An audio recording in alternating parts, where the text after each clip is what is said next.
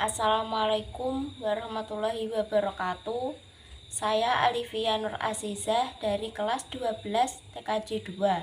Saya di sini akan menceritakan salah satu kasus pelanggaran HAM di Indonesia yang berjudul penembakan Laskar Front Pembela Islam atau FPI.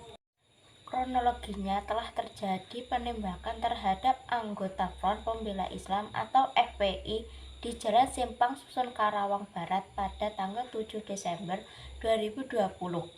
Peristiwa tersebut dilatar belakangi adanya kegiatan pembuntutan terhadap imam besar FPI yang secara aktif dilakukan oleh kepolisian Polda Metro Jaya sejak 6 sampai 7 Desember 2020. Di saat rombongan HRS bersama sejumlah pengawal berjumlah 9 unit kendaraan roda 4 bergerak dari perumahan Denatur Mutiara ke sebuah tempat di Kabupaten Karawang, Jawa Barat. Kemudian mobil rombongan HRS dibuntuti sejak keluar gerbang kompleks perumahan, masuk ke gerbang tol Sentul Utara 2 hingga tol Cikampek dan keluar pintu tol Karawang Timur. Pergerakan iringan mobil masih normal, meskipun sanksi FPI mengatakan adanya manuver mobil pengintai yang masuk ke rombongan iringan mobil HRS. Versi kepolisian mengaku hanya sesekali maju ke iringan mobil HRS dari lajur kiri tol untuk memastikan bahwa target pembantutan atau HRS berada dalam iringan-iringan. Rombongan HRS keluar di pintu tol Karawang Timur dan tetap diikuti oleh beberapa kendaraan yang melakukan pembuntutan. Sebanyak 7 mobil rombongan HRS melaju lebih dahulu dan meninggalkan kedua mobil unit pengawalan lainnya. 2 mobil yang tertinggal itu Avanza Silver atau Denmadar FPI dan Chevrolet Spin atau Laskar khusus FPI.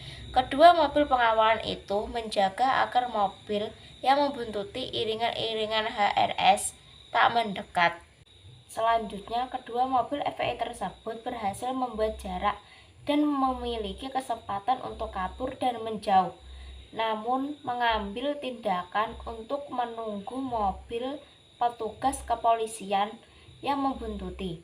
3 mobil yang membuntuti berplat K9143L dan B127 KJD dan yang lainnya, bahwa didapatkan fakta telah terjadi kejar-mengejar dan aksi saling tempel dan serempet dan seruduk yang berujung saling serang dan kontak tembak antara mobil Laskar khusus FPI atau Chevrolet Spin dengan mobil petugas. Pembuntutan aksi tersebut terutama terjadi di sepanjang Jalan Internasional Karawang Barat, diduga hingga sampai kilometer 49 dan berakhir di kilometer 50 tol Cikampek. Bahwa di kilometer tol 50 Cikampek 2 orang anggota Laskar khusus ditemukan dalam kondisi meninggal, sedangkan 4 lainnya atau Denmadar masih hidup dan dibawa dalam keadaan hidup oleh petugas kepolisian. Terdapat pula informasi adanya kekerasan, pembersihan darah, pemberitahuan kepada warga sekitar oleh petugas bahwa ini kasus narkoba dan terorisme. Dari fakta pengungkapan juga terjadi pengambilan rekaman CCTV oleh petugas di salah satu warung dan perintah untuk menghapus dan memeriksa handphone masyarakat yang melihat. Petugas kepolisian mengaku mengamankan sejumlah barang bukti berupa 2 buah senjata rakitan jenis revolver gagang coklat dan putih, sabilah samurai, sabilah pedagang celurit, dan sebuah tongkat kayu runcing. Bahwa 4 anggota Laskar khusus tersebut kemudian ditembak mati di dalam mobil petugas saat dalam perjalanan dari kilometer 50 ke atas menuju mil Polda Metro Jaya dengan informasi hanya dari petugas kepolisian semata, bahwa terlebih dahulu telah terjadi upaya melawan petugas yang mengancam keselamatan diri sehingga diambil tindakan.